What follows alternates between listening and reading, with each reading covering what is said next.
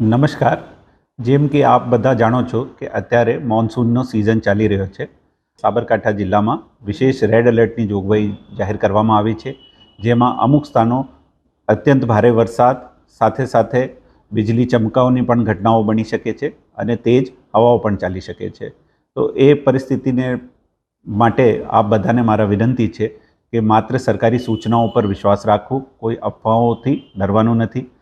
જે આપણો સાબરકાંઠાનો વહીવટી તંત્ર છે તમામ તકેદારીના પગલાં લેવી ચૂક્યો છે. આ બધાને ફરીથી વિનંતી છે કે ખુલ્લામાં જવું નહીં. જે વરસાદી પાણી હોય, વધારે પાણી હોય, એમાં સૂચનાઓનું પાલન કરવું. કોઈ પણ અકસ્માત હોય તો એની તુરંત જાણ કંટ્રોલ રૂમમાં કરવી અને અમારે ત્યાં બધી જ વ્યવસ્થાઓ કરવામાં આવી છે. તરવૈયાઓના દળ પણ સ્ટેન્ડ બાય પર છે. આવતીકાલે માટે પણ આપણા જિલ્લામાં ઓરેન્જ એલર્ટની જોગવાઈ છે. તો આ બધાને ફરીથી વિનંતી રહેશે કે જરૂર વગર ઘરથી બહાર નહીં નીકળવું. એમાં પણ વિશેષ પરિસ્થિતિ, વિશેષ સંજોગોને ધ્યાને રાખીને જે વલ્નરેબલ પોપ્યુલેશન હોય, કે જેમ કે વિદ્યાર્થીઓ હોય, વડીલ હોય, એ લોકોને વિશેષ ધ્યાન રાખવું. આપ બધાને જિલ્લા કંટ્રોલ રૂમ ઉપર કોઈ પણ સૂચના મળે તો તરત જાણ કરવાનો અને સોશિયલ મીડિયા ઉપર આપણા સાબરકાંઠાના દરેક હેન્ડલના ઉપર અમે વિગતવાર માહિતી, અદ્યતન માહિતી પણ પૂરી પાડવામાં આવી રહી છે. એને ધ્યાન લેવા વિનંતી. જય હિન્દ. સાબરકાંઠા જિલ્લાના તમામ નાગરિકોને પોલીસ અધિક્ષક સાબરકાંઠા તરીકે હું આપ સૌ લોકોને માહિતગાર કરવા માગું છું કે સાબરકાંઠા જિલ્લાની અંદર વધારે પ્રમાણમાં વરસાદ આવે અને પૂર કે કોઈપણ પ્રકારની એવી પરિસ્થિતિ ઉદ્ભવે કે જેથી એક ડિઝાસ્ટર જેવું સ્વરૂપ થઈ શકે, તો તેને ધ્યાનમાં રાખીને પોલીસ વિભાગ સંપૂર્ણપણે સતર્ક છે, તૈયાર છે.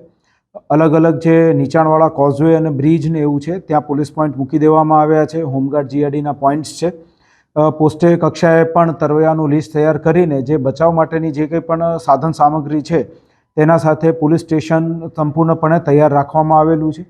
મારી સૌ આપ નાગરિકોને નમ્ર અપીલ છે કે આપ નીચાણવાળા વિસ્તારમાં જે જગ્યાએ પાણી ભરાયેલું હોય, નદી નાળાની અંદર જવાનું ટાળો. ખાસ કરીને યુવાનો જે છે એ નદી નાળાની અંદર સ્ટન્ટ કરતા હોય છે, તો એ પ્રકારના કોઈ સ્ટન્ટને આપણે અવોઇડ કરવા જોઈએ.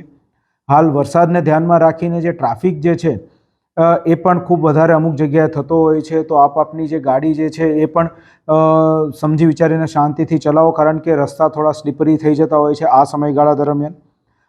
તે ઉપરાંત આપણે વિજયનગર, ખેડબ્રહ્મા, પોશીના, ખેરોજ વિસ્તારની અંદર ખૂબ મોટો જંગલ વિસ્તાર આવેલો છે જે પ્રતિબંધિત પણ છે. તો આ પ્રકારના પ્રતિબંધિત જંગલ વિસ્તારમાં જવાનું પણ આપ સૌ લોકોએ ટાળવું જોઈએ. પોલીસ વિભાગ, ડિઝાસ્ટર મેનેજમેન્ટ કંટ્રોલ રૂમ જે છે આપણા જિલ્લાનો વહીવટીતંત્રનો, તેની સાથે સંપૂર્ણપણે સંકલનમાં છે. એનડીઆરએફ, એસડીઆરએફ ટીમોની સાથે પણ સંકલનમાં છે.